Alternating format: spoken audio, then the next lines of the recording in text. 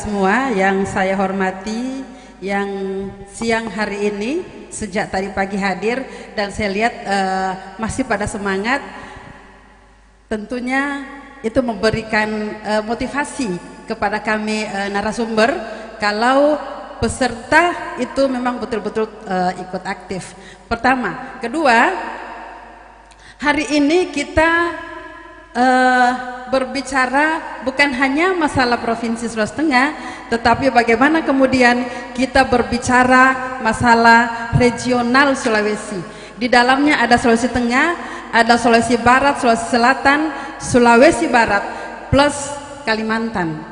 Nah, kalau kita memberikan paparan hanya spot-spot saja, kita semua ketahui, maka itu izinkan saya untuk menyampaikan paparan, namun saya harap jangan disela, karena kalau kita disela pada saat paparan konsentrasi hilang. Kemudian yang saya juga ingin sampaikan, saya mewakili Bapak Rudi, Dr. Rudi Dewanto, SEMM. Saya baru saja semalam disampaikan untuk menyampaikan hal ini. Beliau sedang melaksanakan tugas di Jakarta. Untuk itu saya langsung saja, Bapak Ibu, semoga masih semangat. Saya menyampaikan potensi Selat Makassar. Kalau tadi Ibu Kepala Badan Bapeda langsung diserahkan diberikan kesempatan sebagai narasumber yang pertama, padahal sebenarnya beliau berada di divisi 4. Setelah kami berunding, kita harus berbicara infrastruktur dulu. Setelah kita berbicara infrastruktur, baru kita berbicara masalah potensinya. Bagaimana kemudian potensi sumber daya alam itu bisa sampai dari Kabupaten Donggala misalnya ke Kalimantan. Itu memerlukan infrastruktur yang lengkap. Maka itu ada 3 pokok diskusi kita pada pagi hari ini. Pertama adalah potensi dan peluang, sekaligus hambatan dan tantangan pembangunan sebagai pusat pertumbuhan ekonomi di kelautan kawasan Selat Makassar. Kalau tadi pagi kita berbicara banyak dari kementerian, integrasi dari paparan tadi, hari sore ini kita dapat bagaimana berbicara masalah infrastrukturnya, bagaimana berbicara masalah potensinya, dan juga nanti akan ada yang berbicara masalah kelembagaannya. Jadi tadi saya dengar dari pagi, saya hadir dari pagi secara aktif sampai pagi ini. Kemudian yang kedua adalah bagaimana kesepahaman tentang komoditas unggulan tiap daerah sekawasan Selat Makassar mendukung kebutuhan yang berkesinambungan. Ketiga, estimasi nilai potensi sumber daya dan PNPB kawasan Selat Makassar. Jadi ada 3 pokok diskusi yang akan kita bahas pada siang hari ini. Tentu kita bukan hanya berbicara masalah peluang, tetapi bagaimana kemudian kita harus mengetahui hambatan yang akan kita dapatkan dalam mendukung IKN di Kalimantan. Lanjut kita masuk pada potensi Selat Makassar. Apabila dikelompokkan secara spesifik, maka Selat Makassar memiliki potensi 1. Sumber daya alam terbarukan yang di dalamnya antara lain meliputi sumber daya perikanan, hutan mangrove, terumbu karang, rumput laut, padang lamun, dan senyawa-senyawa bioaktif. Kemudian yang kedua, potensi adalah sumber daya alam tak terbarukan, antara lain minyak dan gas bumi, timah, boksit, biji tanah, mangan fosfor dan bahan tambang, serta mineral lainnya yang seperti kita ketahui tadi dan juga disampaikan oleh Bapak Gubernur, Morowali dan Banggai menjadi potensi kabupaten yang bisa kita andalkan. Yang ketiga potensinya adalah energi kelautan, termasuk di dalamnya adalah gelombang pasang surut, arus laut, dan OTEK atau Ocean Thermal Energy dan Conversion. Kemudian yang keempat adalah jasa-jasa lingkungan kelautan. Ini merupakan potensi-potensi yang ada di region Sulawesi yang kita bisa kembangkan untuk menghadapi pembangunan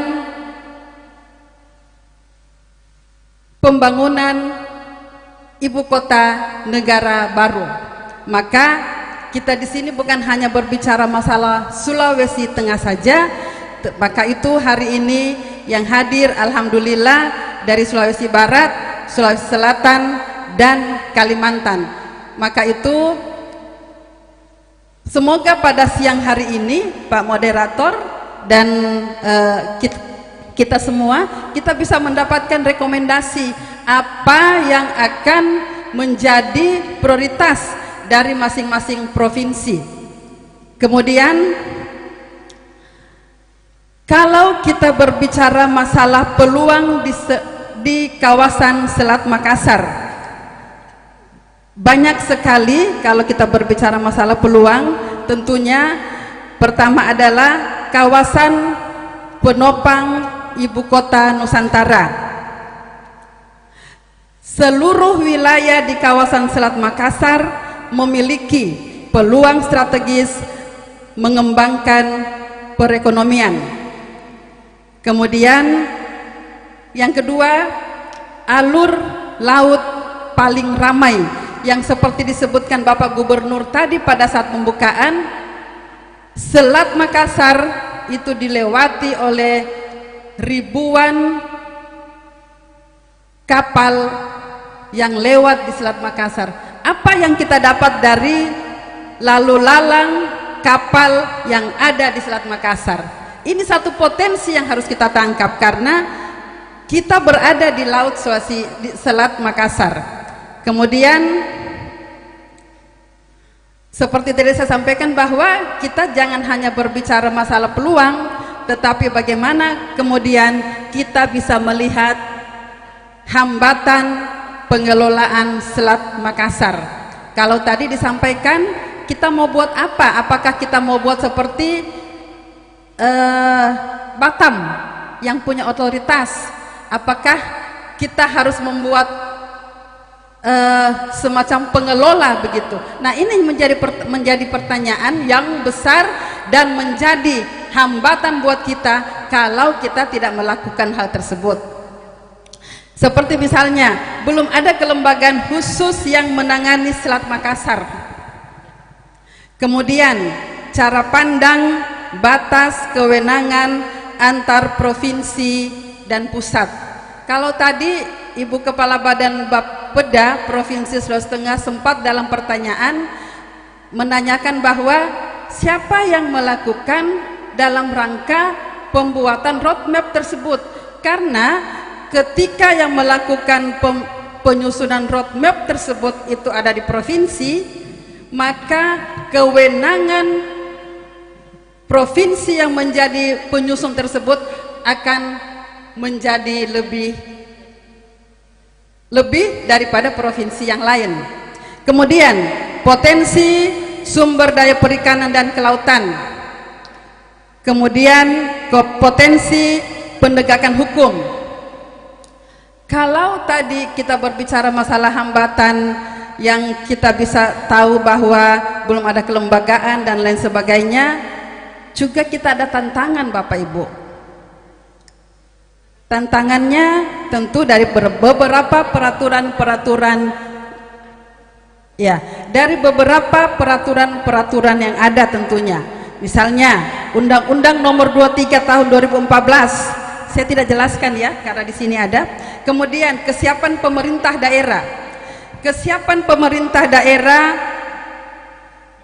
Kalau kita berbicara masalah kesiapan, pasti dipastikan bahwa semua provinsi merasa kita mampu untuk mendukung terbangunnya ibu kota negara baru di Kalimantan. Tetapi apakah itu hanya kita sampaikan secara lisan, namun tidak ada secara realitas? Nah, ini yang harus kita pahami secara bersama. Kemudian yang ketiga adalah pembangunan industrialisasi. Lanjut, kesepahaman tentang komoditas unggulan tiap daerah sekawasan Selat Makassar mendukung kebutuhan IKN yang berkesinambungan. Juga tadi disebutkan pada saat pembukaan bahwa harus kita melihat siapa yang melakukan apa, karena semua provinsi se-region Sulawesi mempunyai potensi yang hampir sama. Misalnya, masing-masing provinsi mempunyai potensi kelapa, masing-masing provinsi mempunyai potensi coklat. Jadi tinggal kita melihat siapa yang mempunyai potensi yang cukup besar. Nah, data kami ada bisa kita lihat. Kemudian komoditas padi dengan berdasar pada kebutuhan penduduk ibu kota baru. Ini ada beberapa estimasi yang yang kami buat. Jumlah penduduk Jakarta ke IKN diperkirakan 1,5 juta jiwa. Itu yang dari Jakarta ke IKN. Kemudian jumlah penduduk Kalimantan saat ini itu sebanyak 3,8 juta jiwa. Kalau kita total 1,5 plus 3,8 itu sekitar 5,3 juta jiwa yang akan nanti ada di ibu kota negara baru. Itu 5,3 juta jiwa. Kita berbicara masalah kebutuhan beras. Berbicara masalah kebutuhan beras, rata-rata penduduk Kaltim mengkonsumsi beras sebanyak 84,1 kg per tahun.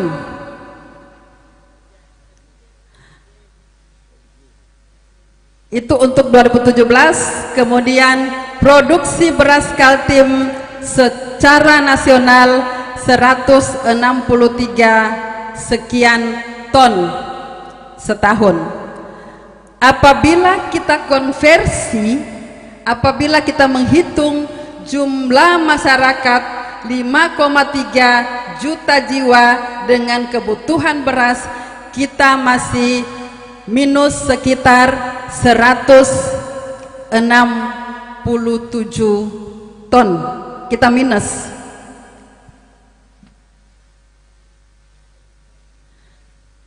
Apabila kita melihat kebutuhan beras secara keseluruhan luar biasa, maka Kaltim atau ibu kota negara baru akan mencapai kekurangan sebesar 360 ton. Kekurangan yang sangat luar biasa. 306 ton dalam setahun. Itu kekurangan beras. Itu baru dari satu sisi, baru dari satu beras. Kemudian kita melihat komoditas jagung. Jagung, kalau kita lihat data yang ada, Provinsi Sulawesi Selatan itu sebanyak 1,82 juta ton per tahun, Kemudian Sulawesi Utara 0,92 juta ton per tahun, dan Gorontalo 0,91 juta ton per tahun. Ini menjadi potensi buat kita semua dalam rangka menghadapi pembangunan IKN di Kalimantan. Jadi ada 3 provinsi yang bisa memenuhi untuk jagung. Kemudian tanaman kakao. Juga terdapat 3 provinsi. 3 provinsi yaitu Sulawesi Tengah dengan 131,5 ribu ton per tahun, Sulawesi Selatan 93,8 ribu ton per tahun, dan Sulawesi Barat 71,1 ribu ton per tahun. Ini potensi yang sangat luar biasa. Jadi Sulawesi Tengah masih menempati urutan tertinggi, yaitu sebesar 131,5 ton per tahun. Kemudian tanaman kelapa. Tanaman kelapa demikian juga ada 2 kabupaten yang mempunyai potensi cukup besar, yaitu Provinsi Sulawesi Utara dengan 262,6 ribu ton per tahun. Kemudian Provinsi Sulawesi Tengah dengan 191,8 ribu ton per tahun. Ini juga untuk potensi kelapa juga bisa kita kembangkan dengan kelapa genja varietas raja. Kita di Provinsi Sulawesi Tengah melalui Badan Riset dan Inovasi Provinsi Sulawesi Tengah telah mengembangkan kelapa genja varietas raja yang di Sulawesi Tengah sendiri baru mempunyai 1 kebun induk. Itu baru mempunyai 1 kebun induk, dan alhamdulillah untuk 2023 kemarin kami sudah membagi di 3 kabupaten, yaitu Kabupaten Sigi, Kabupaten Donggala, dan Kabupaten Parigi, yang menjadi 3 kabupaten yang menjadi penyangga Provinsi Sulawesi Tengah. Mengapa kami dari Berida mengembangkan kelapa genja varietas raja tersebut? Karena kelapa genja raja itu ketika kita panen, kita tidak memerlukan tukang panjat dan tidak memerlukan biaya operasional, karena tingginya hanya setinggi saya. Tinggi kelapa tersebut hanya setinggi saya, dan alhamdulillah untuk tahun 2023 3 kabupaten yang sudah kita penuhi, dan insya Allah 2024 ini akan kita berikan lagi bantuan berupa kelapa genja varietas raja tersebut untuk menjawab nanti tantangan yang ada, menjawab tantangan atau kebutuhan yang ada di Kalimantan. Baik, 4 menit. Kemudian daging sapi 4 menit lagi. Ternyata bukan peserta yang protes ya, moderator.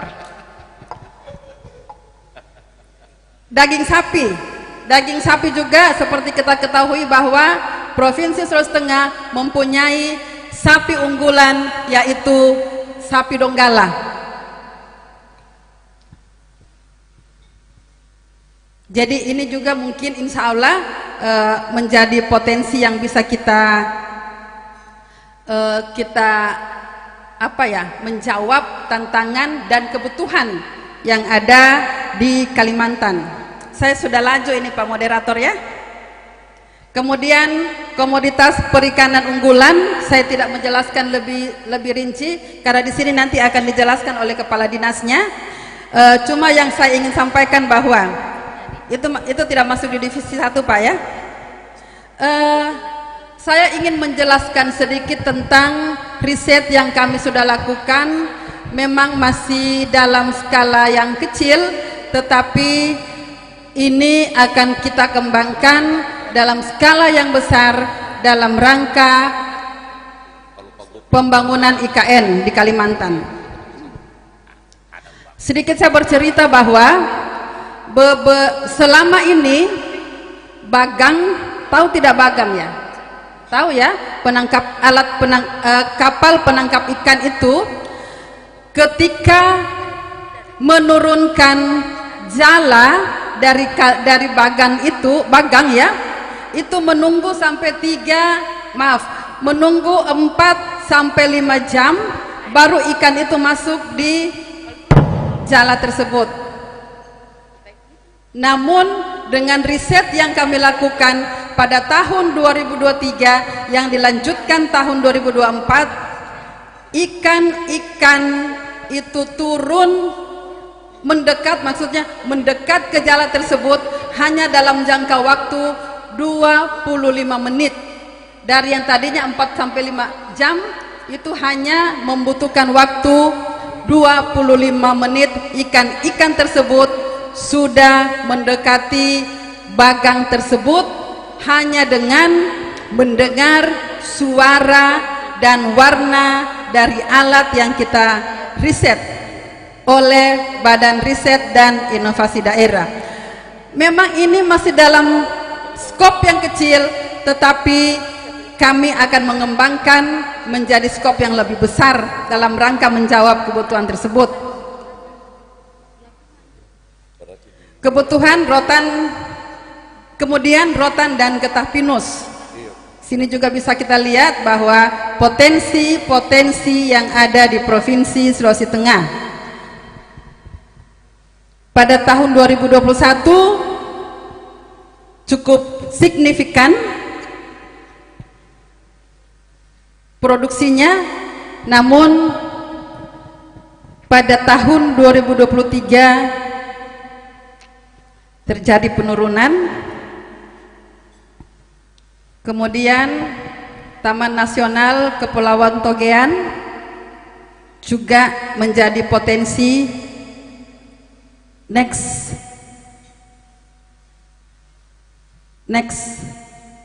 ya, menjadi potensi yang bisa dikembangkan. Ini bukan hanya dikunjungi oleh wisatawan nasional, tetapi juga sudah dikunjungi wisatawan mancanegara. Jadi ini bisa dikembangkan menjadi, karena yang kita harapkan adalah yang tadi 1.500 jiwa yang ada di Jakarta berhijrah di Kalimantan akan merasa bosan kalau setiap weekend itu akan berangkat ke Jakarta. Pertama, kos yang akan dikeluarkan ketika ke Jakarta itu lebih tinggi. Waktu yang digunakan juga akan lama. Tetapi dengan infrastruktur yang sudah disampaikan tadi oleh Kepala Bapeda Provinsi Sulawesi Tengah, jarak antara Sulawesi Tengah dengan Kalimantan itu hanya sekitar 6 jam. 6 jam, maka potensi wisata yang ada di Provinsi Sulawesi Tengah itu mari sama-sama kita kembangkan. Kemudian cagar biosfer Lorelindo juga menjadi potensi yang harus juga kita lihat secara bersama-sama. Next, operator.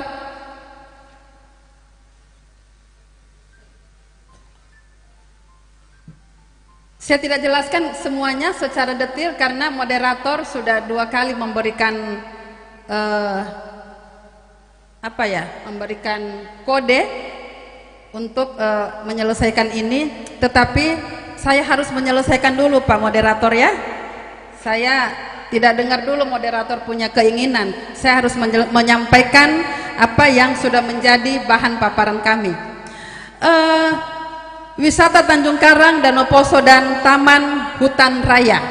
Ini Tanjung Karang dan Hutan Raya itu ada di Kota Palu dan Donggala. Jadi sangat dekat. Apabila yang 1.500 itu kita tidak mengharapkan terlalu banyak dari 3,8 masyarakat yang sudah ada menjadi penduduk asli Kalimantan. Kita cukup berharap 1.500 ASN beserta keluarganya yang datang ke Kalimantan untuk datang berweekend di Provinsi Sulawesi Tengah. Maka itu Tanjung Karang, Danau Poso dan Taman Hutan Raya harus lebih kita kembangkan. Kemudian situs megalit Provinsi Sulawesi Tengah, baru-baru Bapak Gubernur meluncing sebagai Provinsi Sulawesi Tengah sebagai negeri 1000 megalit. Jadi, dan juga kami dari Badan Riset dan Inovasi Daerah sejak tahun 2023 hingga tahun 2024 ini melakukan riset terkait megalit tersebut, potensi megalit tersebut. Masih ada suku Wana yang juga di Provinsi Sulawesi Tengah yang hidupnya masih seperti ini. Bahkan kalau di Ampana sana di gunung ada saudara-saudara kita yang tidak tahu bahwa air laut itu asin. Nah, masih ada suku-suku yang terbelakang, tetapi ini menjadi potensi wisata buat kita di Provinsi Sulawesi Tengah. Kemudian industri kecil lokal khas Palu. Coklat Palu itu termasuk coklat yang bagus, memang rasanya agak pahit, tetapi itu coklat yang bagus. Kemudian ada ebony, ada bawang goreng, ada sarung donggala dan lainnya. Kemudian selanjutnya estimasi nilai potensi sumber daya dan PNBP kawasan Selat Makassar. Ini yang menjadi objek kita dalam rangka memasukkan pendapatan asli daerah di region Sulawesi, tentunya bukan hanya di Sulawesi Tengah, tetapi baik di Sulawesi Selatan, Sulawesi Barat dan Sulawesi Tengah.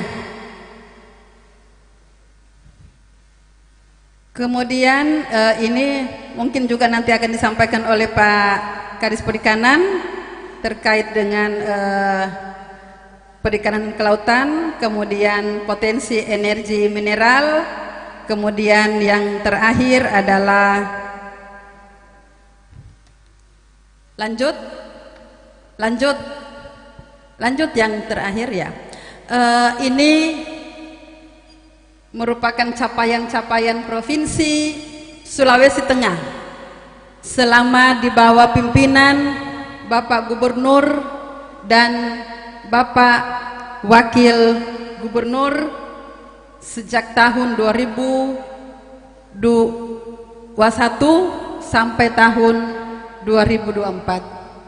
Semoga hari ini kita semua mendapatkan hasil dari sejak tadi pagi sampai sore ini. Ada rekomendasi yang masing-masing provinsi untuk dibawa pulang menjadi oleh-oleh dan akan dibahas di provinsinya masing-masing apa yang menjadi sektor kebanggaan atau sektor idola dari provinsi tersebut. Demikian, wabillahi taufik wal hidayah. Wassalamualaikum warahmatullahi wabarakatuh. Waalaikumsalam warahmatullahi wabarakatuh. Tepuk tangan untuk dua pemateri tadi. Yang terakhir adalah yang kedua ini Ibu Farida Lamarauna terkait dengan potensi. Nah, ada catatan yang menarik tadi. Siapa yang melakukan apa terkait dengan pengelolaan potensi Selat Makassar? Bukan hanya soal potensi kelautan, tapi kemudian potensi yang ada di darat juga. Karena tadi sudah disinggung, ada potensi kelapa, ada potensi mineral dan lain sebagainya. Kemudian setelah kita bertanya siapa melakukan apa, terus bagaimana kita mau melakukan ini? Bagaimana kita mau melakukan ini? Nah, mungkin perlu membangun model kerjasama, apakah itu kerjasama pemerintah di Selat Makassar atau kerjasama dalam bentuk investasi yang bisa dilakukan oleh swasta, atau investasi antar pemerintah yang berada di wilayah Selat Makassar ini, Kalimantan Timur, Kalimantan Selatan, Sulawesi Selatan, ada Sulawesi Barat dan Sulawesi Tengah. Nah, terkait dengan kerjasama ini, Kepala Dinas Kelautan dan Perikanan Provinsi Sulawesi Tengah, Bapak Haji Muhammad Arif Lacuba SMSI akan menyampaikan materi. Tapi mohon maaf Pak Haji, saya minta waktunya ini benar-benar bisa dimanfaatkan dalam waktu 15 menit, karena setelah ini kita akan membuka sesi diskusi lagi, Moderator. Sesi diskusi. Ya, silakan Pak. Terima kasih moderator. Kita berharap di panel diskusi divisi ini, pertama ini sudah jam 3 lewat, mohon bisa dimaksimalkan waktu. Saya takutnya nanti panitia diusir oleh hotel. Yang kedua, kalau bisa paparan ini juga menggambarkan bahwa kita berada dalam forum diskusi kawasan Selat Makassar. Kami yang ada di steering committee menyusun acara ini berharap teman-teman yang dari daerah lain juga bisa berpartisipasi aktif menyampaikan ini, karena dua pemateri sebelumnya lebih banyak mengeksplor Sulawesi Tengah. Ini saya takut jangan kita nanti yang berkesan atau dikesankan kita yang lebih gitu. Justru saya tadi berharap apa yang bisa ditawarkan untuk membangun infrastruktur di 17 kabupaten, di 7 kota dan 5 provinsi wilayah kawasan Selat Makassar. Baik. Saya kira gitu. Ya, baik. Terima kasih Pak Andono. Ya, mudah-mudahan apa yang dipaparkan ini bukan berarti menggambarkan Sulawesi Tengah secara umum, tapi kemudian bisa mungkin untuk membangun semacam arah atau alur berpikir kita sama-sama, untuk kemudian kita bisa tuangkan dalam dokumen bersama begitu. Nah, ini kira-kira harapan kita. Tapi walaupun begitu, saya mengucapkan terima kasih banyak kepada Pak Andono. Pak Andono ini adalah staf ahli gubernur bidang komunikasi sekaligus juru bicara dari Bapak Gubernur Sulawesi Tengah. Berikutnya silakan Pak Haji Arif Lacuba untuk menyampaikan materi terkait dengan kerjasama. Nanti akan ditutup oleh Pak Dr. Fahrudin Yambas terkait dengan kelembagaan. Baik, terima kasih. Jalan-jalan ke kota Donggala, jangan lupa membeli mangga. Bila Bapak Ibu menjawab salam saya, insya Allah masuk surga. Bismillahirrahmanirrahim. Assalamualaikum warahmatullahi wabarakatuh. Waalaikumsalam. Selamat sore, salam sejahtera untuk kita semua yang saya hormati. Terima kasih moderator, para narasumber, teman-teman dari dari provinsi Sulawesi Selatan, Sulawesi Barat, Kalimantan Selatan, Kalimantan Timur juga yang hadir pada kesempatan ini, para pemerhati sekaligus dari bapak-bapak perguruan tinggi yang ada di Sulawesi Tengah, terima kasih sudah hadir bersama, dan seluruh peserta hadirin yang sama kami hormati. Saya kira saya tidak lama seperti ibu-ibu yang terdahulu. Arahan seperti yang disampaikan oleh steering committee memang seperti itu. Makanya sempat ini saya minta kepada Asrot supaya langsung ke isu strategis saja. Kalau ada langsung ke isu strategis, bahwa saya ingin sampaikan beberapa poin. Yang pertama, materi semuanya kita sudah dapatkan dari pertama tadi, dari Menko Marves, dari Kementerian Kelautan dan Perikanan, dan dari Kementerian Dalam Negeri. Beberapa poin yang sempat saya list poin-poin tersebut. Yang pertama adalah Selat Makassar ini adalah sebagai jalur perdagangan dunia. Di Alki 2, jadi jelas keberadaan Selat Makassar tersebut. Kemudian terdapat irisan antara tujuan rencana zonasi kawasan Selat Makassar dan jenis kawasan khusus pada pengembangan kawasan yang mempunyai tujuan sebagaimana amanat daripada Perpres 83 tahun 2020. Kemudian sinergitas pengembangan kawasan dengan 6 klaster super hub ekonomi. Jadi untuk Sulawesi Tengah, Sulawesi Barat, Kalimantan, dan juga Kalimantan Selatan dan Kalimantan Timur. Kemudian yang selanjutnya, kolaborasi perlu dikelola untuk memaksimalkan manfaat pengelolaan wilayah khususnya Selat Makassar. Kemudian keragaman pemanfaatan sumber daya yang ada di Selat Makassar, bukan cuma kelautan tapi sumber energi dan sebagainya itu sudah masuk untuk di kawasan Selat Makassar. Jadi sebagai kawasan strategis yang kondisi existing adalah kita punya KEK ada di Sulawesi Selatan, ada di Sulawesi Tengah, kemudian ada kawasan industri juga itu yang ada di Sulawesi Selatan, kemudian juga ada destinasi pariwisata yang perlu pengembangan. Kemudian yang selanjutnya yang saya minta kalau ada slide itu di isu strategis, kesiapan potensi Selat Makassar dalam menunjang keberlangsungan ibu kota negara Nusantara. Kita tahu persis sudah disampaikan tadi juga bahwa di Selat Makassar rencana zonasi kawasan itu ada mengeksplor beberapa hal tentang potensi kelautan, potensi pelayaran, potensi wisata bahari, pemanfaatan ruang bawah laut 12 mil khususnya untuk wilayah kita sampai dengan lebih daripada 12 mil sebagai dasar pemberian izin dan mengeliminir konflik perizinan antar wilayah serta potensi daripada OTEK yang kita tahu bahwa sumber energi terbarukan juga ada. Dan saya sudah diskusi dengan teman-teman dari Sulawesi Barat, mantan kepala dinas teman kami Pak Prof Fadli di BRIN sekarang sudah sementara dalam pelaksanaan kajian untuk arus Selat Makassar, dan baik itu arus atas maupun di bawah laut sementara dalam pengkajian daripada BRIN. Dan insya Allah selesai itu mungkin beliau akan mengundang kita untuk dipaparkan persoalan hasil teman-teman mereka itu. Dan ini sementara dikaji bersama kemudian oleh BRIN. Kemudian kawasan ekologi Selat Makassar adalah zona pertemuan antara populasi Samudra Pasifik dan Samudra Hindia. Kita tahu bahwa dari utara dan dari selatan ada beberapa hal yang harus kita lihat bersama.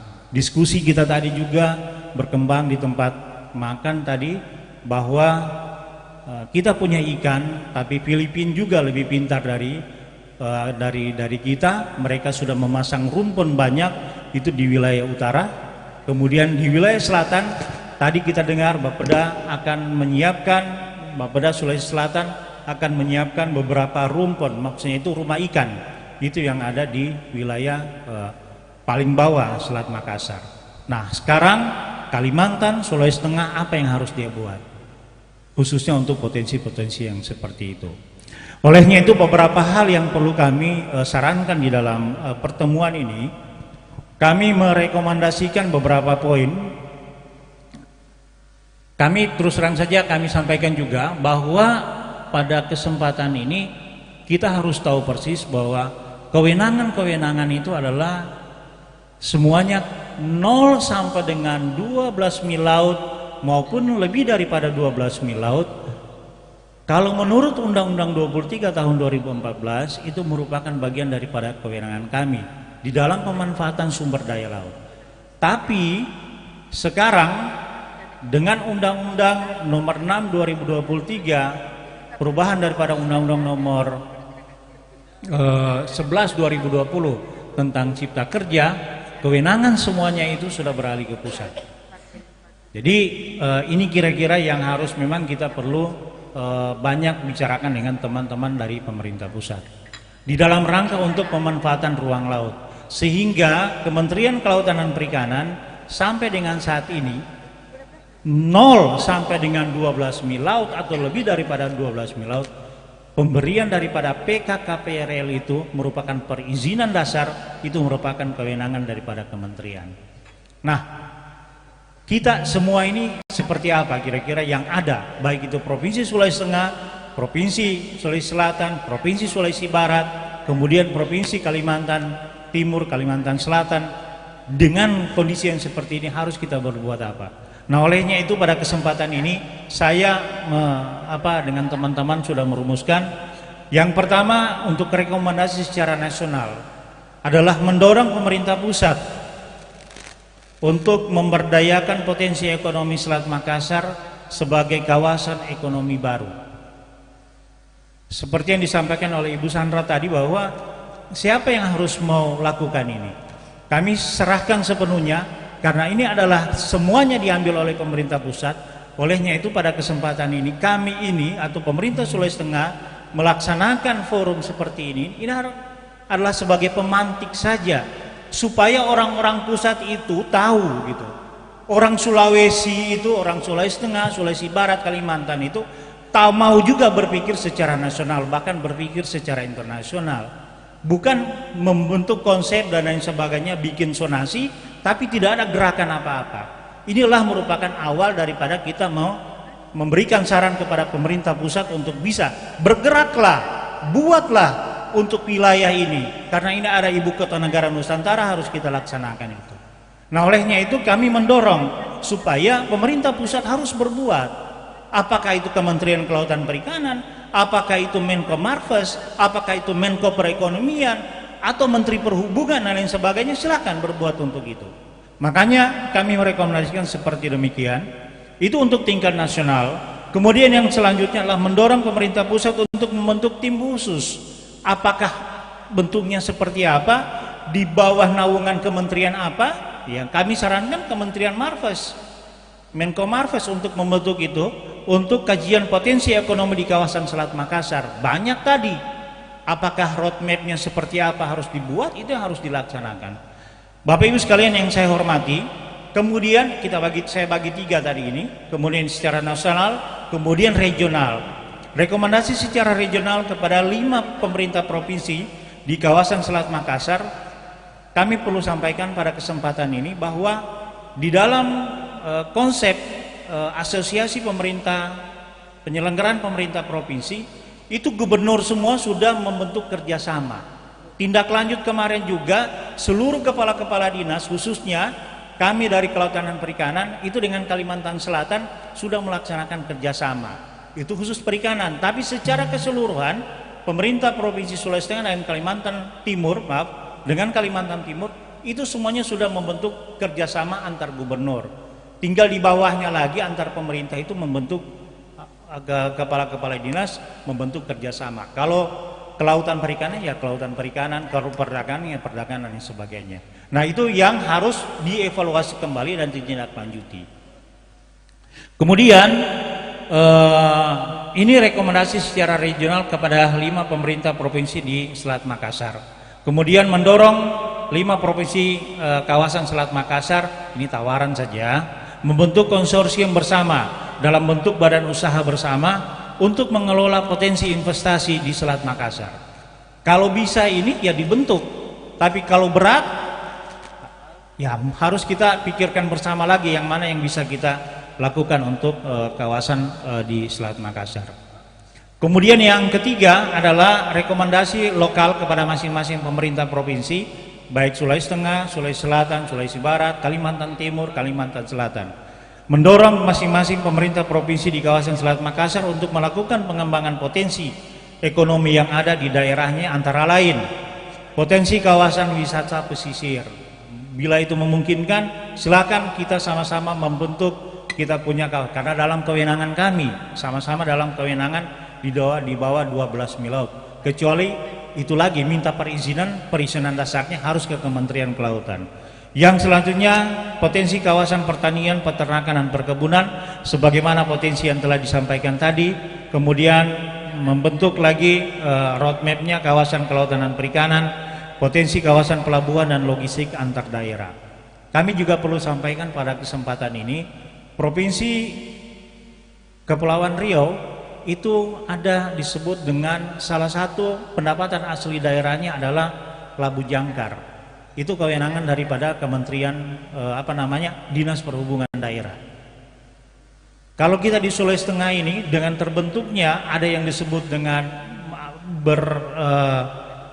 pantauan, kemudian juga akan IKN juga misalnya semakin masif dan lain sebagainya. Labu Jangkar 0 sampai dengan 12 mil laut itu harus dibicarakan, begitu juga Sulawesi Barat, kami juga Sulawesi Tengah, itu dalam kewenangan kami masing-masing daerah. Itu bisa juga untuk kita menarik daripada hasil daripada upaya daripada Labu Jangkar tersebut.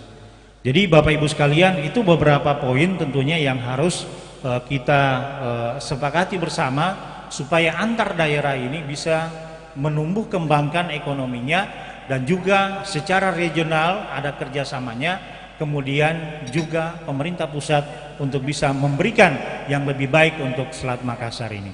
Saya kira itu saja beberapa poin yang perlu kami sampaikan. Terima kasih.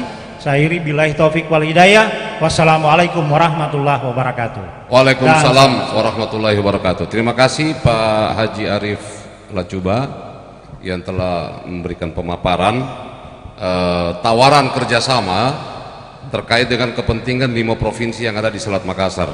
Saya tidak menyimpulkan, tapi kemudian saya coba mengekspor kembali catatan-catatan penting, misalnya kerjasama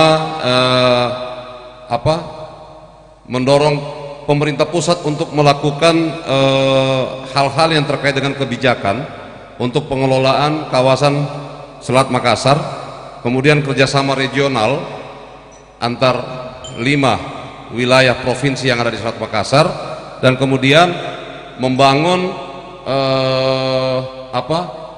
mengembangkan 4 potensi yang dimiliki oleh masing-masing provinsi yang ada di wilayah Selat Makassar.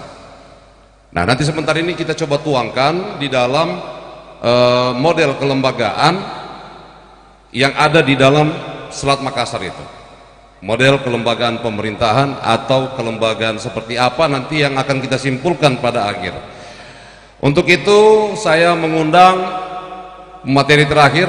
Ini beliau ini yang akan menampung 3 materi sebelumnya ini Pak, terkait dengan infrastruktur, potensi, dan kerjasama, ditampung oleh Pak Dr. Farudin Yamba. Silakan Pak untuk materi kerjasama.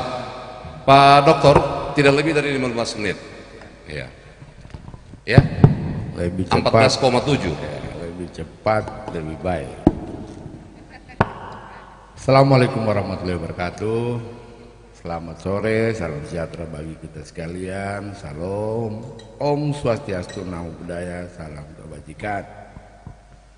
Alhamdulillah, Pak Dirjen Bina Administrasi Kewilayahan Kementerian Dalam Negeri sampai dengan jam sekarang mengikuti seluruh rangkaian kegiatan kita. Mudah-mudahan apa yang diikuti ini nanti bisa dibawa sebagai tanda mata untuk kemudian dibahas lebih lanjut di Jakarta. Juga dari Direktur BKPRS masih hadir, kawan-kawan dari akademisi, alhamdulillah, juga dari 4 provinsi lainnya di kawasan Selat Makassar, Kalimantan Selatan, Kalimantan Timur, Sulawesi Selatan, dan Sulawesi Barat, serta rekan-rekan organisasi perangkat daerah yang masih mengikuti agenda ini.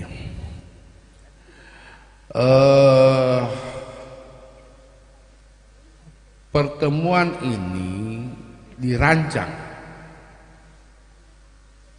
sebagai sebenarnya pra-summit untuk menuju kepada pertemuan tingkat tinggi para gubernur sekawasan Selat Makassar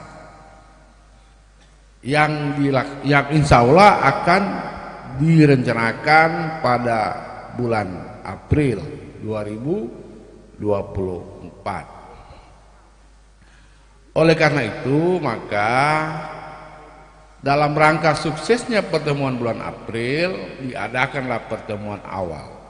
Hari ini didesain dalam bentuk rapat koordinasi Road to Selat Makassar 2024. Hadirin yang berbahagia, gagasan untuk pelaksanaan Summit Selat Makassar ini tidak terlepas dari lahirnya Peraturan Presiden nomor 83 tahun 2020 tentang rencana zonasi kawasan. Gagasan, ide dan mimpi-mimpi gubernur Sulawesi Tengah yang sejak lama diidam-idamkan beliau, alhamdulillah bisa terakomodir dalam Perpres ini. Oleh karena itu, ketika Perpres ini dilahirkan, diundangkan, maka Gubernur Sulawesi Tengah mendorong pejabat pemerintah daerah Provinsi Sulawesi Tengah untuk menangkap segala prospek dan potensi dari lahirnya regulasi ini. Karena itu kami didorong untuk melaksanakan koordinasi baik di kementerian maupun di provinsi yang ada di kawasan Selat Makassar, sehingga dari apa yang dihasilkan ini insya Allah bisa disepakati nanti, disetujui, walaupun nanti masih harus ditindaklanjuti. Maka kami yang berada pada divisi kelembagaan ini menawarkan dua hal. Yang pertama adalah organisasinya, dan yang kedua adalah deklarasinya. Saya mohon maaf pada semua, kepada Bapak Ibu sekalian, kalau menanti saya tidak ada. Oleh karena itu, dengar saja apa yang saya sampaikan.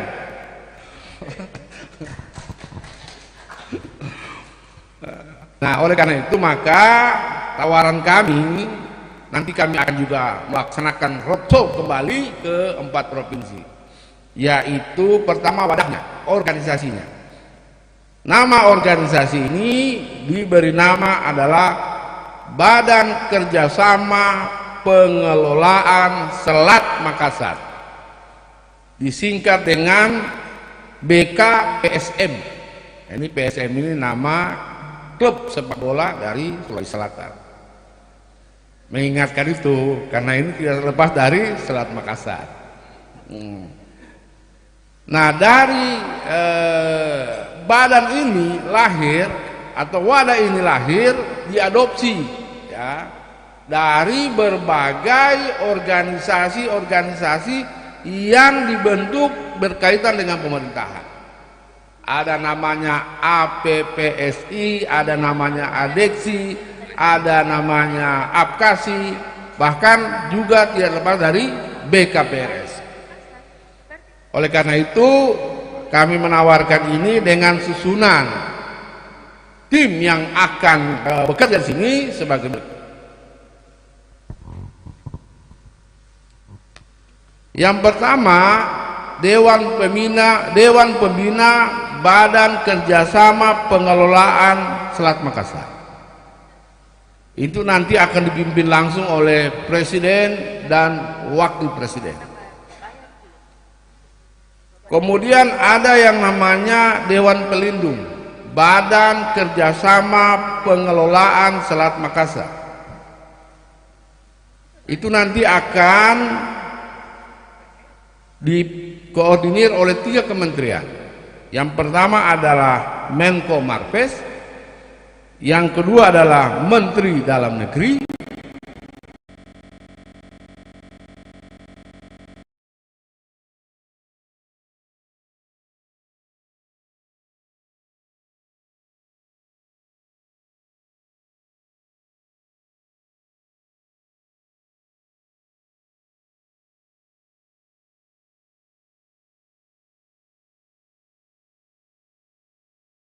dan yang ketiga adalah Menteri Kelautan dan Perikanan.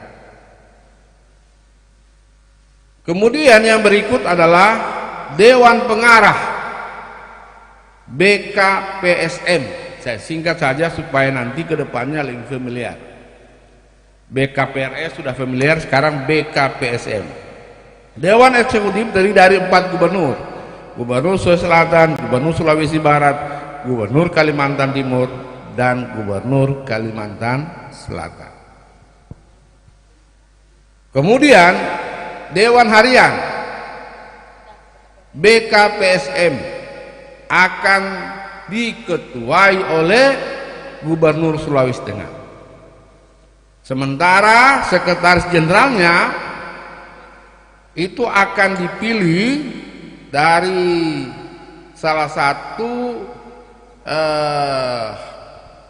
atau salah seorang yang berlatar belakang akademisi karena mengadopsi dari BKPRS, atau berlatar belakang penggiat organisasi kemasyarakatan, sehingga nantinya sekjen ini dapat menghidupkan organisasi.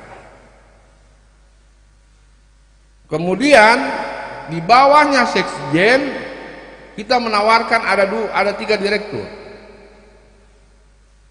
Mulai dari satu adalah Direktur Perencanaan dan Keuangan yang akan mendesain apa semua tadi yang dibahas oleh 3 narasumber sebelumnya dan 3 pemateri yang sejak awal tadi pagi telah menyampaikan gagasan. Kemudian yang kedua Direktur Operasional,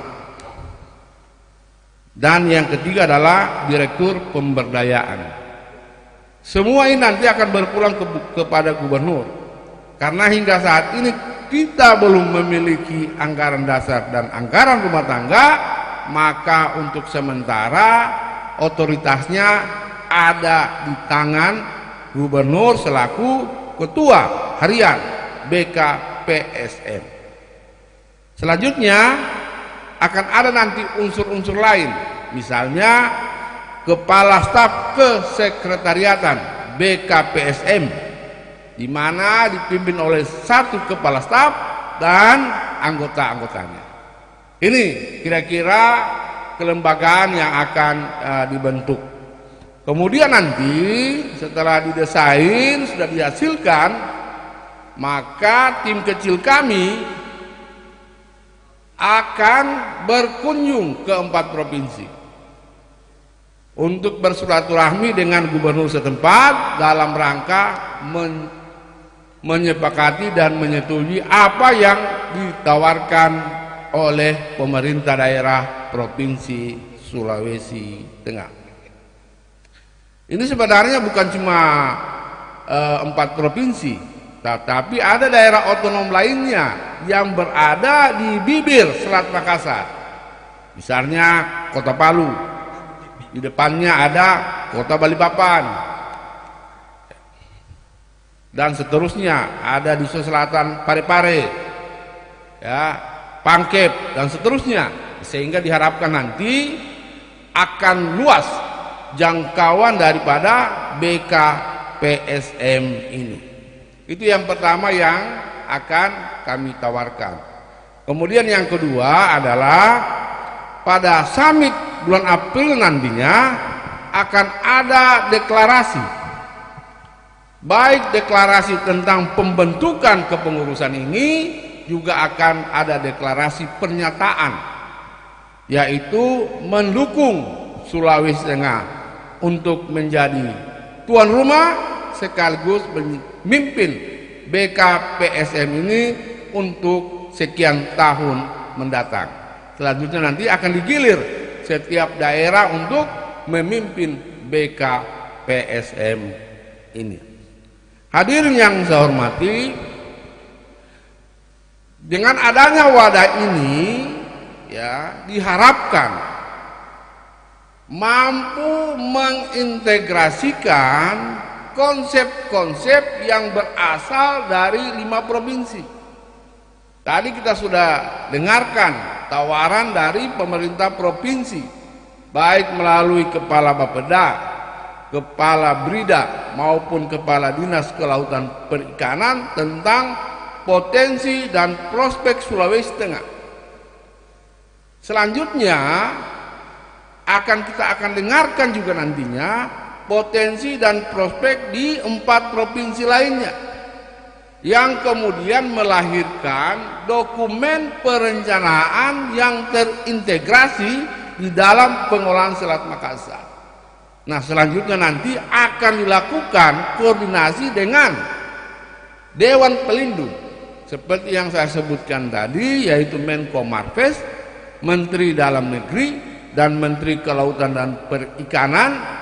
Kira-kira dari perencanaan begini, apa yang bisa dibantu oleh pemerintah pusat terkait dengan terintegrasinya konsep perencanaan pengelolaan Selat Makassar. Kemudian apa yang bisa dilakukan oleh daerah, baik daerah provinsi maupun daerah kabupaten kota yang berada di kawasan Selat Makassar. Ini kira-kira catatan dari kami terkait dengan konsep kelembagaan.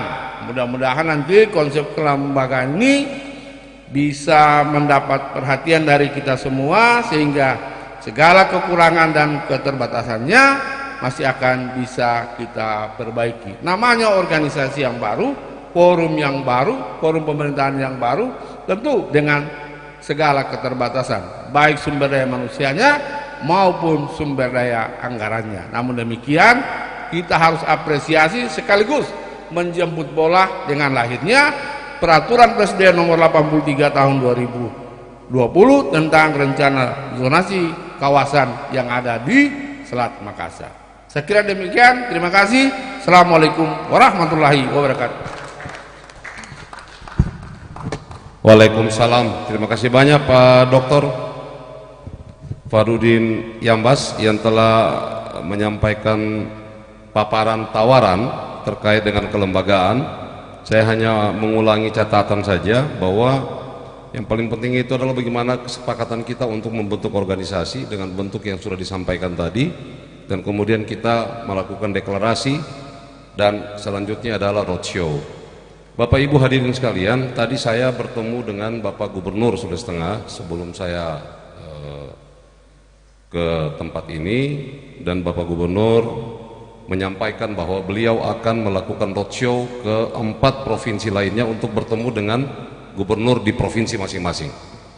Untuk kemudian beliau akan mengajak para gubernur bersama-sama dengan beliau untuk melakukan roadshow ke pemerintah pusat, dalam hal ini bertemu presiden untuk mempercepat lahirnya Perpres terkait dengan pengelolaan Selat Makassar ini. Ada satu hal yang patut kita berbangga. Kenapa? Karena di Indonesia ini ada 3 alki. Alki 1 itu diapit oleh Sumatera dan Kalimantan. Ada beberapa wilayah provinsi juga yang berada di alki itu, tapi kemudian tidak membangun kesepakatan kerjasama seperti apa yang kita lakukan hari ini.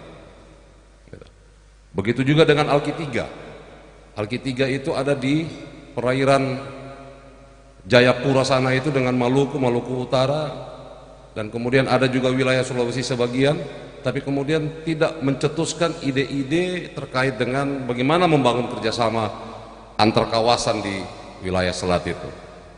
Nah, kita patut berbangga karena kita membangun ide bersama untuk bagaimana pemanfaatan Alki 2 ini yang setiap tahun ada 36.000 kapal yang lewat, tapi kemudian kita belum memanfaatkan potensi itu, termasuk potensi sumber daya alam yang ada di dalam laut itu, serta di wilayah pesisir. Nah, mudah-mudahan dengan adanya pertemuan ini akan menciptakan dan kemudian mengembangkan gagasan baru kita bersama-sama di 5 provinsi ini untuk bagaimana pemanfaatan Alki 2 ini atau Selat Makassar ini benar-benar bisa menjadi daya dukung yang baik terhadap ibu kota Nusantara yang baru yang ada di wilayah Kalimantan itu.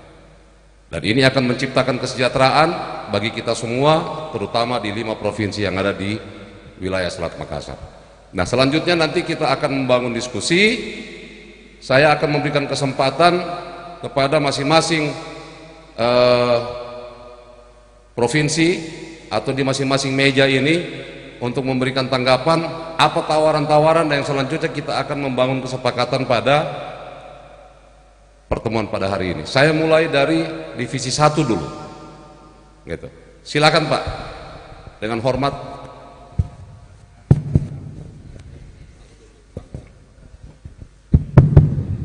Bismillahirrahmanirrahim. Assalamualaikum warahmatullahi wabarakatuh. Waalaikumsalam warahmatullahi wabarakatuh.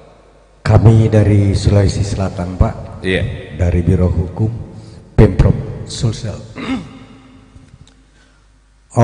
Mendengarkan tadi apa yang disampaikan oleh pemateri, baik dari pusat maupun dari bapak-bapak ibu-ibu yang sementara duduk di atas.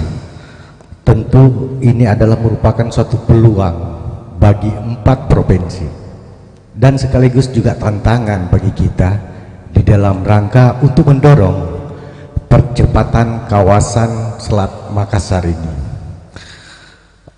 Tentu juga saya ingin menyampaikan bahwa kegiatan ini sangat bagus sebagai prakondisi yang nantinya juga akan dibicarakan pada tingkat pimpinan daerah, karena apa yang akan kita lakukan ke depan tentu harus dipahami dengan baik oleh pimpinan daerah kita. Ini Selat Makassar mau diapakan, karena kita mengetahui bahwa Selat Makassar ini adalah merupakan jalur lalu lintas perdagangan internasional yang selama ini tidak memberikan kontribusi terhadap keempat provinsi ini. Dengan didorongnya nanti ini tentu akan memberikan efek bagi keempat provinsi ini, dan masing-masing provinsi akan bekerja apa. Nah, inilah tentunya nantinya para pertemuan tingkat pimpinan daerah ini akan dibicarakan, yang diinisiasi oleh Pak Gubernur Sulawesi Tengah. Yang selanjutnya, setelah terjadi itu tentu kan kita harus mendorong bagaimana regulasinya, Pak.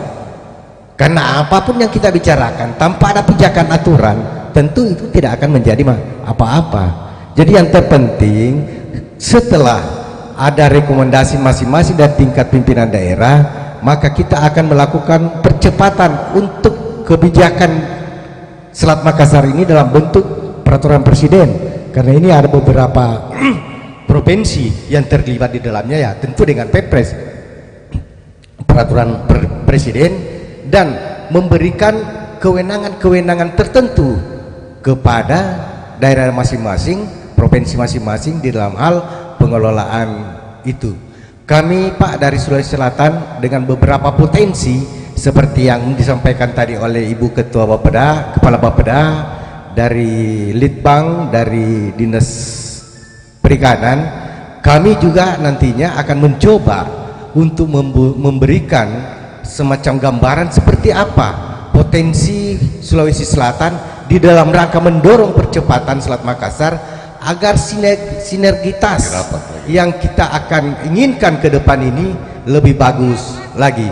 Itulah barangkali harapan-harapan kami dari Sulawesi Selatan, Pak. Mudah-mudahan ini tidak akan lama dilakukan pertemuan dalam bentuk pimpinan daerah untuk sekaligus dilakukan percepatan pembentukan Perpres regulasi sehingga ini dapat berjalan. Karena ini potensi, kalau dibiarkan seperti ini saja tidak ada apa-apa bagi efek dari provinsi ini.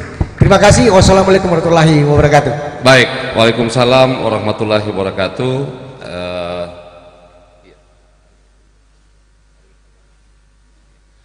Baik, ini kami tampung dulu, tapi yang jelas saya coba mengulang kembali terkait dengan prakondisi pertemuan ini, itu benar, dan kemudian ini akan dibicarakan kembali kepada masing-masing pimpinan untuk mendorong bagaimana lahirnya regulasi Perpres dan sekaligus memberikan kewenangan kepada daerah-daerah pengelola Selat Makassar.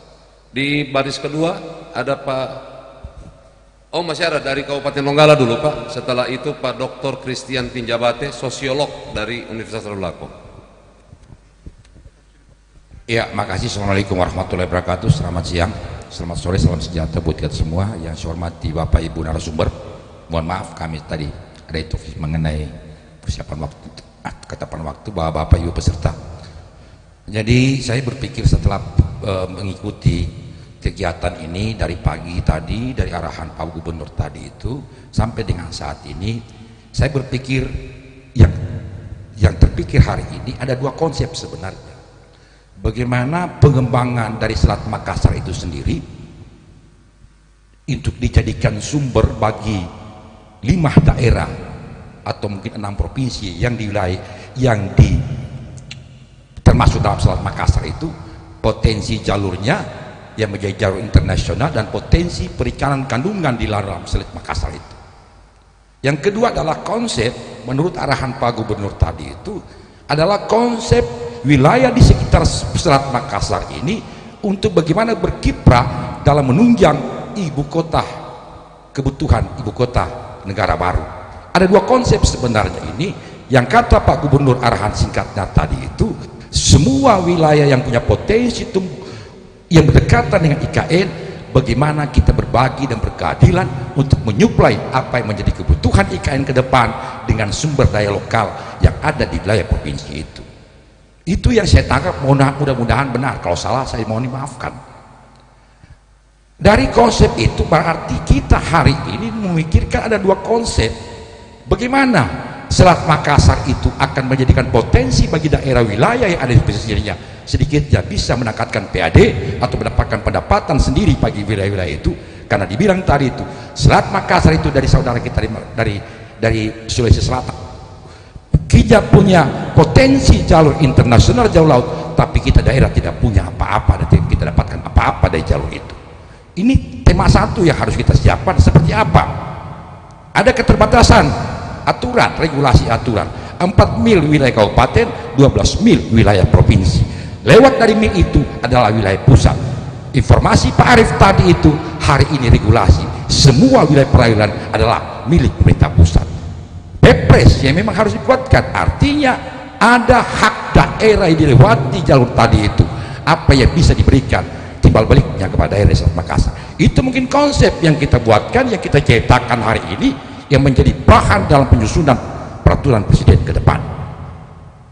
Itu satu untuk potensi Selat Makassarnya. Yang kedua mengenai potensi yang ada di dalamnya seperti apa? Apakah ada gas bumi di dalamnya? Apakah di situ ada potensi perikanan di dalamnya?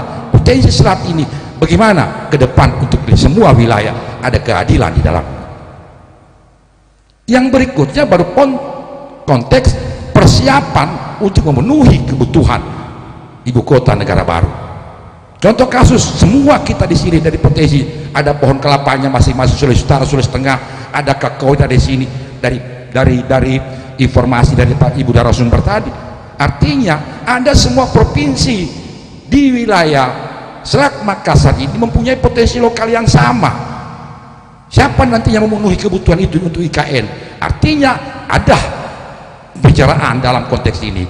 Kalau memang kebutuhannya di sana 100 biji kelapa dalam, artinya Sulawesi Utara 30, Sulawesi Tengah 30, atau Sulawesi apalah 30, sepanjang dia punya potensi lokal, itulah keadilan. Saya tangkapnya bicara Pak Gubernur tadi seperti itu. Saya Sulawesi Tengah tidak mau kaya sendiri. Begitu bahasa Pak Gubernur yang kita tangkap pada acara pembukaan tadi. Artinya semua kita ini di wilayah Sulawesi ini, mari kita bicarakan mengenai potensi ekonomi dengan potensi Selat Makassar itu sendiri. Ini yang menjadi kesimpulan kita ke depan. Ada juga mungkin di tingkat selatan nantinya, atau di Sulawesi Utara atau di Gorontalo, mungkin tidak masuk juga itu, Kalimantan.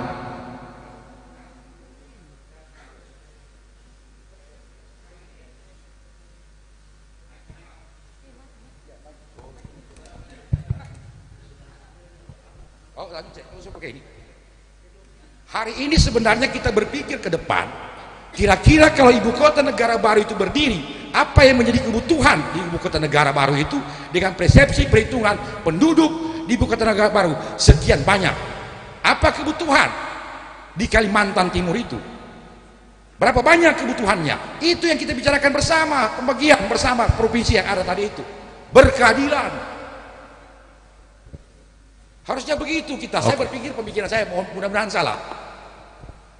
Kalau benar datang dari Allah, kalau salah datang dari saya. Mungkin demikian secara ringkas padatnya apa menjadi pemikiran saya. Insya Allah forum ini kita dukung apa menjadi konsep Pak Gubernur, dan itu bagus. Dan ini adalah salah satu wilayah dari Alki 1, Alki 2, Alki 3, Alki 2 punya yang pertama mengidekan ini kebersamaan di dalamnya. Saya berpikir ini kita harus sauti bersama. Terima kasih. Assalamualaikum warahmatullahi wabarakatuh. Pak Yusuf, sebelum saya ini, apa Pak Asisten punya tawaran konkret terkait dengan membahas apa yang disampaikan tadi konsep? Konsep saya tadi sebenarnya kita harus tahu dulu kebutuhan apa menyangkut dengan hasil bumi kita segala macamnya. Kebutuhan Sulawesi Selatan harus kita tahu, kebutuhan Kalimantan berapa kira-kira diperkirakan penduduknya nantinya, apa semua kebutuhannya yang dia butuhin. Akhirnya ada perbagian kepada provinsi. Baik. Yang lain, yang berikutnya selat itu sendiri. Kita mau kemanakan selat ini? Iya. Apakah hari ini kita tidak punya pendapatan dari Selat Makassar yang menjadi jalur transportasi laut internasional? Apa yang kita lakukan di sana untuk mendapatkan hasil seperti itu? Terima kasih Bapak. Baik, terima kasih Pak Yusuf. Intinya adalah pengembangan potensi dan kemudian konsep menunjang IKN. Nah ini nanti kita akan lakukan pengembangan diskusi. Yang berikut masih ada? Oh, Pak Christian dulu, Pak Dr. Christian Tinjabate, sosiolog dari Universitas Sarulako. Silakan Pak. Terima kasih Pak Moderator yang humble dan gentleman. Ya, terima kasih ibu-ibu, bapak-bapak peserta presenter di depan yang saya hormati, dan seluruh peserta yang berbahagia. Salam sehat selalu buat kita semua. Saya melihat satu program ini seperti blessing in disguise, jadi berkah terselubung. Jadi kita di kawasan yang 5 ini itu akan memanfaatkan potensi yang ada pada kita, sudah digambarkan tadi, luar biasa. Dan saya yakin dan percaya bahwa ini Pak Gub kita ini dengan gubernur yang lain tentu ini membuat satu terobosan besar, sebuah legacy besar untuk membuat karya ini bisa berkelanjutan. Tadi disebutkan ini harus sustainable kan? Nah, tidak lama lagi kita mudah-mudahan beliau masih berlanjut sehingga ini program berlanjut terus. Artinya kalau tidak ada orang mengawal ini program itu bisa mati lagi di tengah jalan. Jadi kita berharap ini program yang luar biasa, kita mendapatkan berkah terselubung dengan adanya IKN dan kita semua bisa memanfaatkan untuk memberdayakan potensi sumber daya kita yang luar biasa tadi. Tadi kita sudah bicara infrastruktur dan seterusnya, itu luar biasa. Nah, saya yakin secara filosofi, substantif, politis sudah dikaji ini. Saya yakin ini luar biasa gitu. Cuman begini Pak, karena biasanya di dalam kerjasama itu kan orang selalu melihat tadi saya kira sudah dijelaskan itu, kerjasama itu selalu dilihat bagaimana bahkan tadi Pak moderator sebutkan sama kita bahwa di 2 Alki itu tidak ada kerjasama. Baru kali ini ya memang saya bilang waduh luar biasa itu kalau ada orang bikin sesuatu yang besar begini tidak ada kerjasama. Karena dulu saya ingat sekali Pak SBY itu bilang, Pak SBY dulu ya, dia bilang segala sesuatu ini kita bisa lakukan asal kita bersama kita bisa, gitu ya prinsipnya. Baru Yusuf Kala bilang wakilnya lebih cepat lebih baik. Jadi kerjasama itu penting. Ini 5 kawasan ini. Nah, persoalannya di sini bagaimana 5 wilayah ini itu selalu melihat kerjasama ini saling menguntungkan. Jadi win-win solution. Tadi sudah disebut-sebutkan kalau kita mau memanfaatkan potensi kita, ya silakan. Kita punya potensi itu ada di daerah kita, sehingga kita bisa memanfaatkan peluang ini. Tapi ada satu hal kalau kita bicara dari sisi legal standing, tadi sudah disebutkan bahwa secara yuridis ini aturannya ada, itu yuridis. Tapi de jure, de facto itu bagaimana? Maksud saya begini, kawasan laut ini di pinggiran ini kan ada banyak hidup masyarakat nelayan dengan kelembagaannya. itu jangan sampai mereka tidak dilibatkan, ya, karena 38.000 kapal yang akan lewat di laut itu kalau terjadi pencemaran lalu kemudian terjadi perusakan lingkungan laut yang berdampak terhadap pekerjaan-pekerjaan lain itu, lalu mereka nanti tiba-tiba kehilangan pekerjaan, bisa-bisa penuh bajak laut di kawasan Makassar itu, karena orang mau cari makan sudah rusak dia punya. Jadi saya tetap menganggap kerjasama ini harus tetap melibatkan, jangan pemerintah semua, libatkan itu masyarakat di lembaga-lembaga kawasan itu mereka banyak sekali di kawasan itu. Ya, ini cara berpikir saya ini kan mengantisipasi supaya kita bicara hambatan-hambatan itu jangan sampai terjadi. Nah, itu bagi saya penting, ya. Jadi tadi Pak Asisten 1 sudah mengatakan ada badan kerjasama gitu, ya. Nah, kalau saya lalu berpikir sesuai dengan prinsip good government itu, bagaimana keterlibatan masyarakat itu di dalam forum lintas pelaku yang melibatkan berbagai unsur di dalam kegiatan ini, gitu ya. Ya, akademisi, tokoh adat, tokoh masyarakat. Karena dulu pengalaman saya dulu waktu kita diminta oleh BP Migas untuk melakukan AMDAL sosial di Blok Mandar itu, akan masuk Exxon Mobil, yang mereka minta sama kita itu, bagaimana itu masyarakat di sana kalau sampai nanti kita datang di situ, kita pecahkan semua laut ini, karena memang lepas pantai di situ banyak rompong-rompong, ya, masyarakat punya. Bagaimana mereka itu kalau kehilangan pekerjaan? Apa yang harus kita buat? Karena ini yang paling berat, Pak. Kalau satu pekerjaan itu lalu secara de facto itu ditolak oleh masyarakat atau ditentang, walaupun de jure sudah bagus, kalau masyarakat merasa dia tidak dilibat, dia rasa rugi, itu akan menimbulkan masalah ke depan. Jadi saran saya, memang ini kita berpikir secara terintegrasi, ya, mencegah terjadinya konflik-konflik di daerah laut itu. Karena ya kita tahu laut itu sampai sekarang memang itu ada hidup komunitas-komunitas nelayan di mana mereka itu hanya bagian kecil saja, dan mungkin hanya satu provinsi selesai ini IKN. Kita mengeroyok 5 provinsi ini, betul yang bilang tadi dari Bapak tadi sebelumnya. Apa sih? Jadi saya mau begini, kalau untuk IKN ini forum, kita undang badan otorita IKN untuk dia paparkan apa perlunya, apa butuhkan, apa kebutuhannya, apa. Lalu kita lihat kebutuhannya itu, baru kita bisa dibagi, di share di semua provinsi sesuai dengan kemampuan dari setiap provinsi. Nah, jangan kita balik, kita sudah berlebih, mungkin sudah setengah saja sudah melebihi kebutuhan apa yang dibutuhkan oleh IKN. Karena kita belum mendengarin seperti apa kebutuhan IKN kalau hanya untuk IKN. Tapi kembali lagi, selama Makassar ini bukan hanya untuk IKN, ini potensi ekspor yang luar biasa sebenarnya, ada sesuatu. Olehnya itu bagusnya memang kita harus menunggu master plan khusus untuk Selat Makassar, tindak lanjut dari Perpres 8 tahun 2020 tadi. Kita tidak tahu apa sebenarnya di balik itu, kenapa muncul demikian. Nah, kemudian mengikutlah kebutuhan ada IKN. Olehnya itu kita tadi berbicara tentang potensi semua. Apakah itu diperlukan semua untuk mendukung? Saya kira kan tidak. Ya, kita membicara tentang banyak pergerakan, tapi yang bilang Pana tadi, lintas pergerakan ini untuk apa, kemana, dari mana asal dan tujuan, kita kembali ke situ.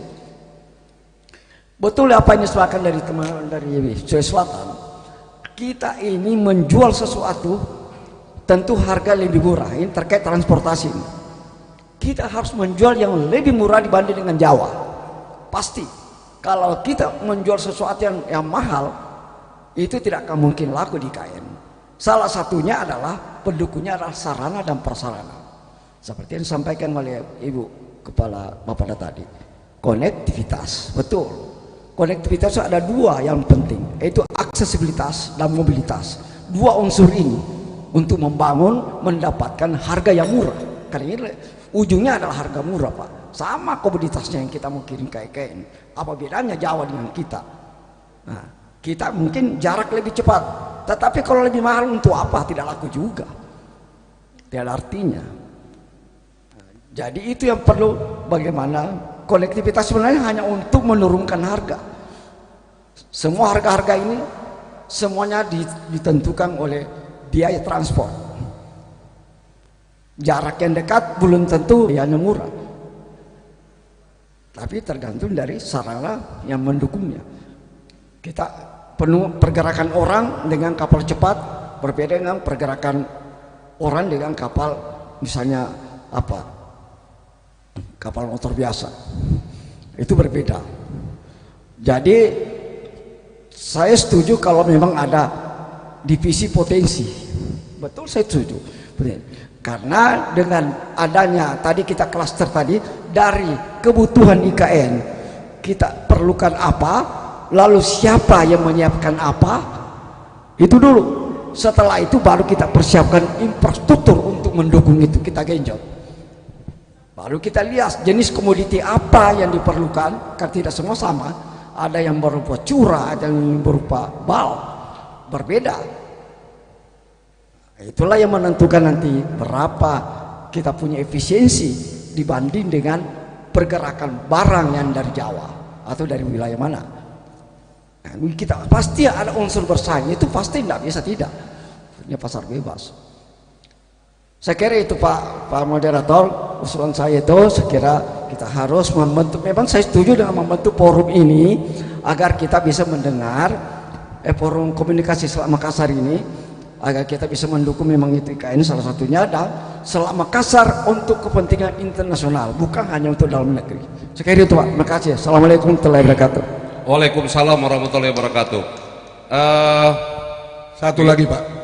Bagaimana Saya kita mau sepakat bicara, ini yang terakhir ya? Ya, yang berbicara terakhir masalah kebijakan Pak, supaya kuat kita.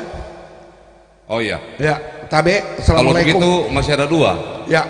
Selesai Pak Timudin dari Kalimantan Timur atau Kalimantan Selatan mungkin. Ya. Bapak itu. Assalamualaikum warahmatullahi wabarakatuh. Ya, silakan. Dari Waalaikumsalam semua warahmatullahi. pembicara kita, pembicara pertama, kedua, dan ketiga, dengan yang dari Jakarta 2, ini kan kalau kita melakukan pendekatan SWOT, analisis, strength, weaknesses, opportunity, dan threat, saya lihat di sini kita lebih cenderung pada tingkat threat, ancaman, titik kelemahan, bukan weaknessesnya.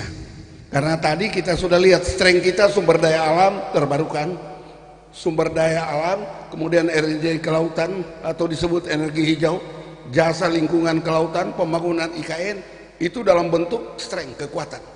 Nah, kemudian opportunity, kawasan penopang IKN.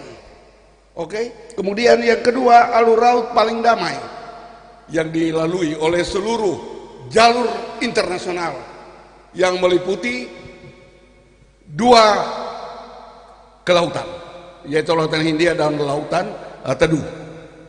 Tetapi kita melihat pada tingkat kelemahan, ancaman, yaitu pertama harus kita mengusulkan rekomendasi kelembagaan yang tadi dikatakan tadi oleh Pak A1.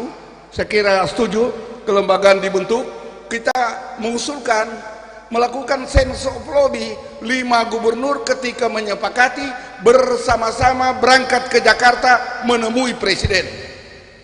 Nah itu karena beliau sebagai otorisator. Ini minta maaf ini. Apabila sudah selesai, maka kita minta potensi penegakan hukum harus diperketat.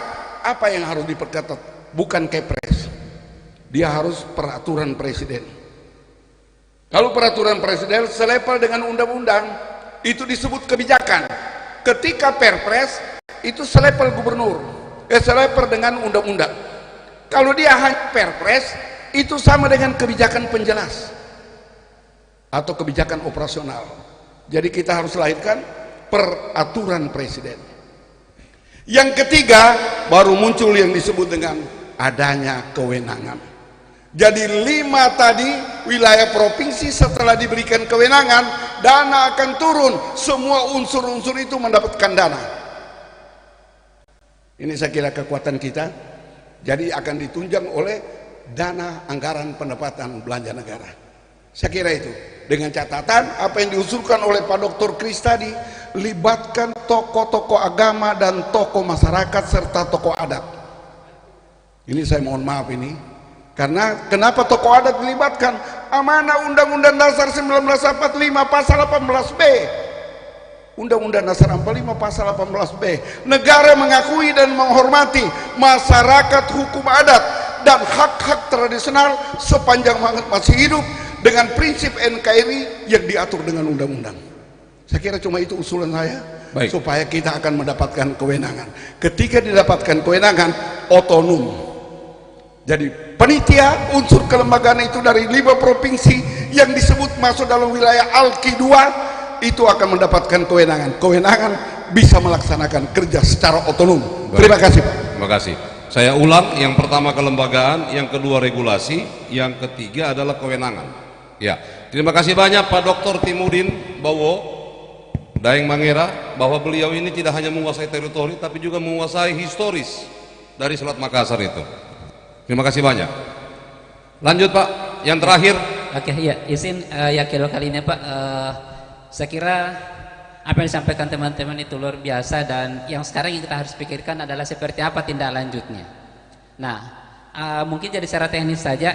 Jadi memang kalau dari 4 itu menurut saya yang memang paling mendesak itu adalah harus dibentuk kelembagaannya.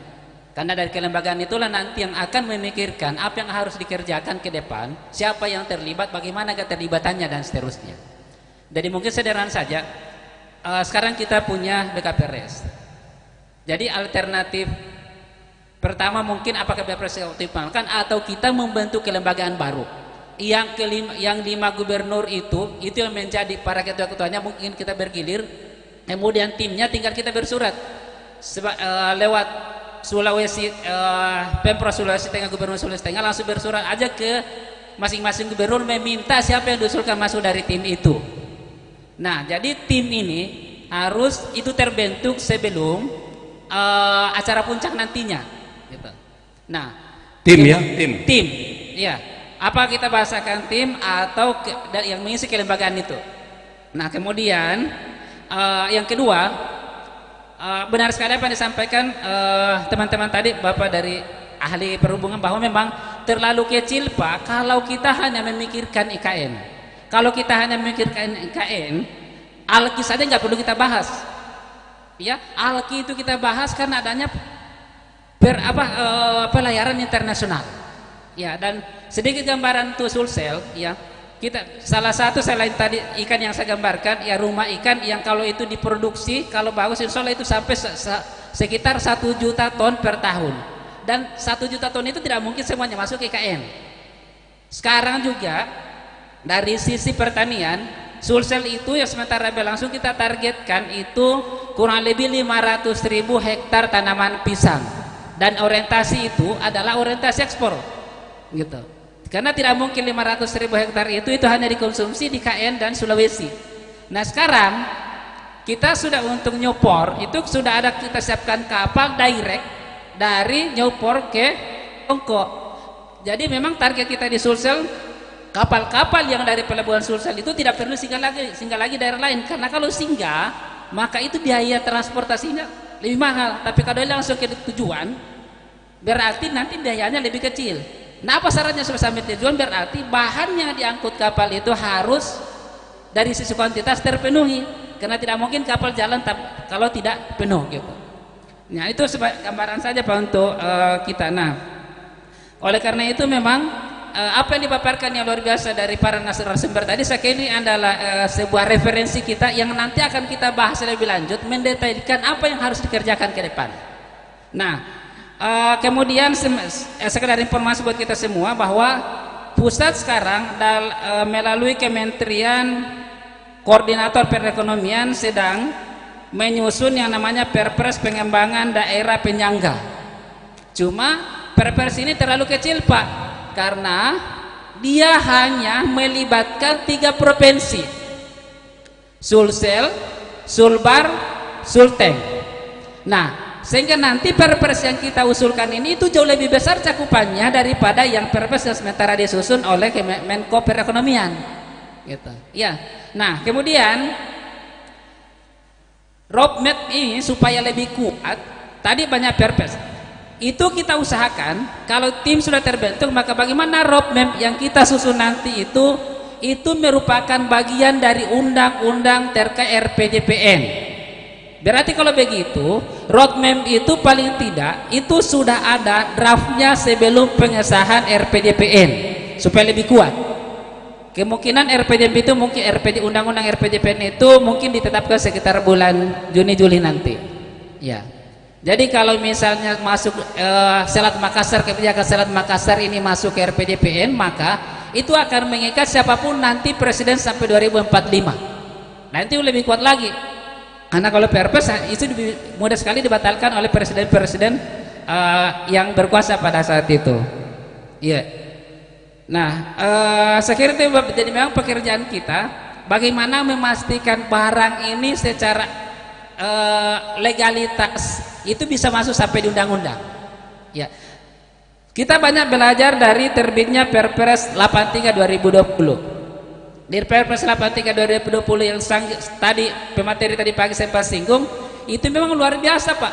Banyak mau dibangun di situ, tapi pertanyaannya sudah berapa persenkah yang ada di Perpres 83 itu dibangun pusat sampai hari ini? Ya, jadi itu artinya hanya sekedar rencana tetapi tidak ada aksi dari pusat yang real untuk mengerjakan walaupun sudah bentuk regulasi. Nah, kalau kelembagaan kita nanti kuat, maka salah satu tugas utama kelembagaan itu memastikan bahwa apa yang ada dalam roadmap itu benar-benar harus dilaksanakan. Jadi mungkin nanti dalam roadmap kita petakan, oh ini wilayah yang harus dikerjakan oleh provinsi, internal provinsi tertentu. Oh ini yang harus dikerjakan oleh lintas provinsi, ini yang harus dikerjakan oleh pusat. Ya. Sekira itu Pak, terima kasih. Assalamualaikum warahmatullahi wabarakatuh. Baik, terima kasih banyak. Semua sudah ditangkap. Intinya tadi usulan kunci dari Sulawesi Selatan yang terakhir adalah bagaimana kita mendorong kelembagaan ini segera terbentuk, kemudian membentuk tim untuk menyusun roadmap dalam rangka mengusulkan dalam RPJPD nasional, RPJPN nasional. Kalau perlu, ini bukan hanya di Perpres, tapi kita dorong sampai melahirkan undang-undang. Saya kira seperti itu ya. Nanti kesimpulan akhir dari seluruh diskusi kita ini akan dibacakan secara langsung oleh Bapak Andono Wibisono dari steering committee untuk dibacakan. Kemudian tindak lanjutnya nanti akan kita sepakati kembali pada tim kecil untuk kita komunikasikan untuk melahirkan langkah-langkah selanjutnya. Jika perlu ada rencana aksi kawasan yang akan kita usulkan kepada 5 gubernur, kemudian diusulkan menjadi rencana aksi nasional, gitu, rencana aksi kawasan. Saya kira itu Bapak Ibu hadirin sekalian. Sebelum saya akhiri, saya ingin tutup dengan pantun.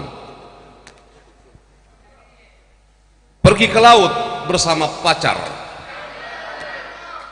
ikan dipancing dapatnya kepiting.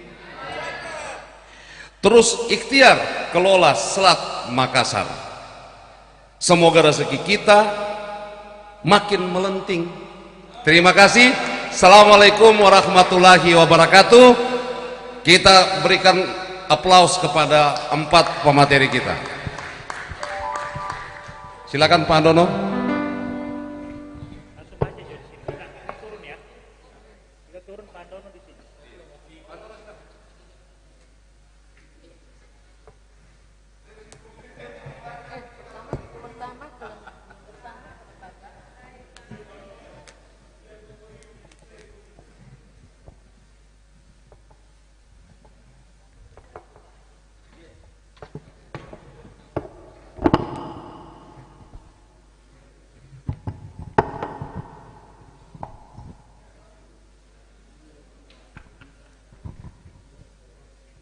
Bapak Ibu yang saya hormati, izinkan kami dari steering committee untuk membacakan pointer-pointer atau saripati dari panel diskusi tadi. Pertama, steering committee merekomendasikan untuk segera membuat rumusan kelembagaan yang akan nantinya ditawarkan oleh 5 gubernur di dalam konferensi besar yang disebut Selat Makassar Summit yang insya Allah digelar 25 April 2024 di Kota Palu. Kedua, yang penting adalah membangun koneksivitas antar wilayah. Ini diskusi ini sangat banyak masukan. Prinsipnya adalah kesetaraan, keadilan, dan seluruh wilayah benar-benar memahami simbiosis mutualisme atau saling menguntungkan. Ketiga, yang berkaitan dengan usulan teman-teman dari Kalimantan, baik Kalimantan Selatan dengan Sulawesi Selatan, yaitu perlunya, yang juga diingatkan oleh moderator, perlunya segera menyusun roadmap atau peta jalan baik untuk kepentingan investasi di kawasan Selat Makassar ataupun untuk kepentingan ekspor luar negeri. Saya ingatkan Bapak Ibu sekalian bahwa Selat Makassar Summit ini ada dua tujuan. Pertama, bahwa Selat Makassar menjadi pintu utama ekonomi maritim Indonesia Maju 2045. Itu senafas dengan yang disampaikan oleh kawan-kawan dari Sulawesi Selatan. Berikutnya, Selat Makassar Summit juga bertujuan untuk menjadi penyangga atau penopang dari kebutuhan dan kepentingan ibu kota negara Nusantara. Bapak Ibu sekalian, yang menjadi catatan steering committee juga adalah yang terpenting adalah bersama-sama merumuskan database kepentingan, potensi, dan koneksivitas antar provinsi. Ini nanti ditindaklanjuti oleh kawan-kawan steering committee dengan mengundang atau menyurat kepada Bapak Gubernur 5 provinsi di wilayah itu. Kami sampaikan sesuai data yang kami peroleh steering committee bahwa di wilayah kawasan Selat Makassar itu ada 17 kabupaten, 7 kota, dan 5 provinsi. Ini yang mesti kita diskusikan untuk infrastruktur prioritas. Selanjutnya masih berkaitan dengan regulasi, dengan kelembagaan. Insya Allah nanti kita percepat untuk road bersama Bapak Gubernur Rusdi Mastura menemui pimpinan-pimpinan provinsi. Saya kira itu yang bisa disaripatikan oleh steering committee. Wabillahi taufiq wal hidayah. Wassalamualaikum warahmatullahi wabarakatuh.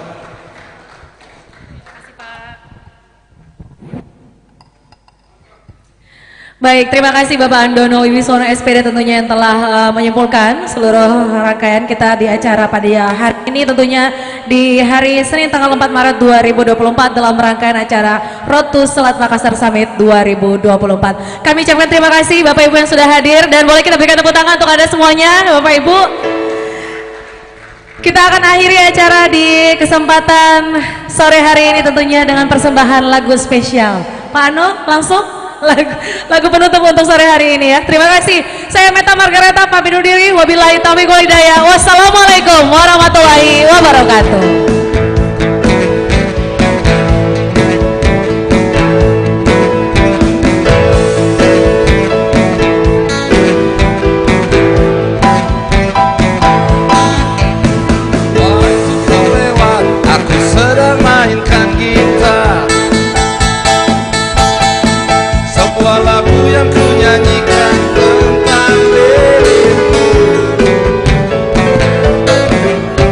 Seperti